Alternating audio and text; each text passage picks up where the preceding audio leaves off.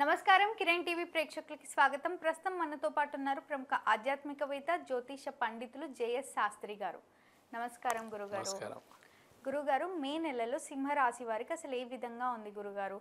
First మా కోసం ఆర్థికంగా అసలు ఎలా ఉంది వీళ్ళ రాశి వాళ్ళకి? శ్రీ గురుభ్యో నమః. శ్రీ మహాగణాధిపతి నమః. శ్రీ మహాసరస్వతి నమః. హరి ఓం శ్రీమాత్రే నమః. ముఖ్యంగా సింహరాశి వారికి మే మాసంలో ఫలితాలు ఏ విధంగా ఉన్నాయంటే, మఘా నక్షత్రం 4 పాదాలు, ఉబ్బా నక్షత్రం 4 పాదాలు, ఉత్తరా నక్షత్రం 1వ పాదము సింహరాశికి. ఈ సింహరాశి చెందినవి కాబట్టి సింహరాశి వారికి ఒక గ్రహస్థితి చూసినట్టయితే, ముఖ్యంగా వీరికి జన్మంలో కేతు సంచారం జరుగుతుంది ఈ రాబోయేటువంటి మాసంలో. అలానే కుజుడు వీళ్ళకి 12లో ఉన్నాడు. గురువు వీళ్ళకి ఏకాదశ స్థాన సంచారం చేస్తున్నాడు.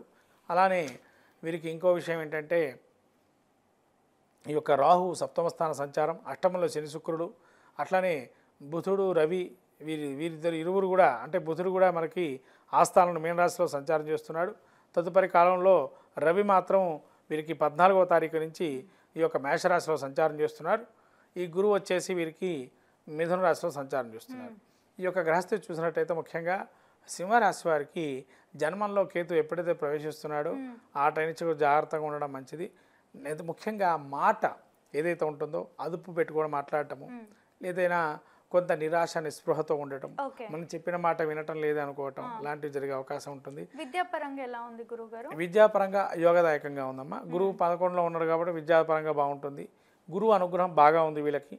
కాబట్టి ఎన్ని ఇబ్బందులు వచ్చినా గురువు అనుగ్రహం వల్ల ఈ కేతు ఈ తాత్కాలిక గ్రహాలు కొన్ని ఇబ్బంది పెట్టినా కూడా గురువు అనుగ్రహం ఏకాదశంలో ఉంది కాబట్టి కొంతవరకు అనుకూలంగా ఉంటుంది.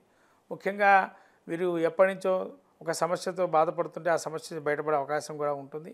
సప్తమంలో రాహు ఉన్నాడు కాబట్టి మీ మాటని వాళ్ళు అపార్థంగా వినడం, అంటే మీరు ఒక మాట మంచిగా చెప్తే అది ఇంకో విధంగా వాళ్ళు వినటం జరుగుతుంది.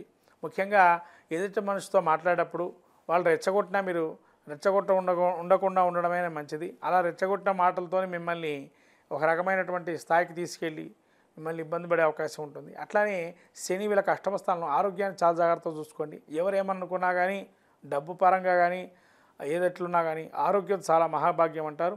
ఆరోగ్యానికి సంబంధించిన ఏదైనా ఇబ్బందులు వస్తే అవి వెంటనే తీర్చుకోవటం మంచిది. అలానే వీరికి 9వ స్థానం రవి ఉన్నాడు కాబట్టి పెద్దలకి సంబంధించినటువంటి వ్యవహారాలు కానీ బాగా చక్కగా చూసుకుంటారు. అలానే కొంతవరకు వీళ్ళకి వ్యాపారం కానీ, వృత్తిలో కానీ చేసే వ్యవహారాలు కానీ ఏవి ఉంటాయో అవి మిమ్మల్ని ఒక స్థాయికి తీసుకెళ్తాయి, మంచి స్థాయికి. కాబట్టి అనుకూలంగా ఉంటుంది ఉద్యోగం చేసేటువంటి వారికి. కొన్ని కష్టం ఏర్పడినా కష్టే పనులు నమ్ముకుంటారు కాబట్టి కష్టాన్ని మించిన పేరు కూడా సంపాదిస్తారు. అలానే కాబట్టి వీళ్ళకి ఎటువంటి పేరు ప్రఖ్యాతల్లో డోకా ఉండదు. కానీ ఏంటంటే అనుకున్న స్థాయిలో వీళ్ళు ఒక స్థాయి, ఇప్పుడు కొంతమంది అనుకుంటారు రాష్ట్ర స్థాయిలో మా పేరు రావాలని, మండల స్థాయిలో మా కేంద్రం పలకాలని. అంటే రాజకీయ నాయకులు కొంతమంది ఉంటారు, మండల అధ్యక్షుడు కావాలనో ఇంకోటి కావాలో అనుకుంటూ ఉంటారు జనరల్గా. కాబట్టి వాళ్ళు అనుకున్న దానికన్నా కొద్ది కిందగా ఉంటుంది. అప్పుడు అక్కడికి అది మనం సర్దుబాటు చేసుకోవాలి. మన స్థాయి ఇంతవరకే కాబట్టి మన పేరు వచ్చింది ఇక్కడ అని. అంతేగాని ఆ పై స్థాయికి పోవాలంటే రాబోయే కాలంలో వస్తుంది. ఒకటేసారి మనం వెళ్ళలేం పైకి, ఆ స్థాయి పై స్థాయికి వెళ్ళలేం. కాబట్టి రాను ఒక మంచి స్థాయికి వెళ్తారు. కాబట్టి ఇప్పుడు మనకు ప్రాథమికంగా ఉండే వ్యవహారాలు జాగ్రత్తగా చూసుకోవటం అనేది మంచిది. రాజకీయ నాయకులకి ముఖ్యంగా యోగదాయకంగానే ఉన్నది. సినీ ప్రముఖులకు కూడా యోగదాయకంగానే ఉంటుంది. ఇక వివాహ ప్రయత్నాలు చేసుకునే వివాహ యోగంగానే ఉంటుంది. విద్యార్థులకు ముఖ్యంగా కొంత చదువుకున్న దానికన్నా రాయటం తక్కువ అవుతుంది. చదువుకుంటారు అంతా కూడా, కానీ అక్కడికి తీరా సమయానికి పరీక్షా సమయానికి వచ్చేటప్పటికి కొంత ఇబ్బంది కలుగుతూ రాస్తారు. కాబట్టి కొంత జాగ్రత్తగా ఉండడం మంచిది విద్యా విషయాల్లో మాత్రం. మిగతా విదేశీ వ్యవహారాలు మాత్రం జాగ్రత్తగా ఉండడం మంచిది. విదేశీ వ్యవహారాలు ఎందుకంటే మీరు పెట్టుబడి పెడతారు, అంత లాభాలు రావు. కాబట్టి పెట్టుబడి విధానాన్ని మార్చుకోండి.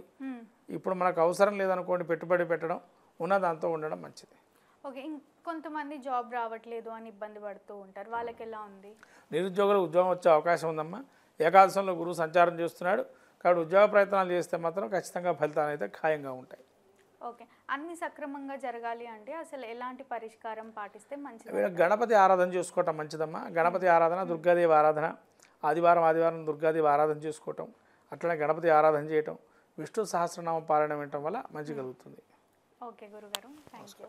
చూసారు కదా, మా వీడియో మీకు నచ్చినట్టయితే లైక్ చేయండి, షేర్ చేయండి, మా ఛానల్ని సబ్స్క్రైబ్ చేసుకోండి. గురుగారిని కలవాలి లేదా మాట్లాడాలి అనుకుంటే వీడియోలో స్క్రోల్ అవుతున్న నెంబర్ని కాంటాక్ట్ అవ్వండి. Thank you.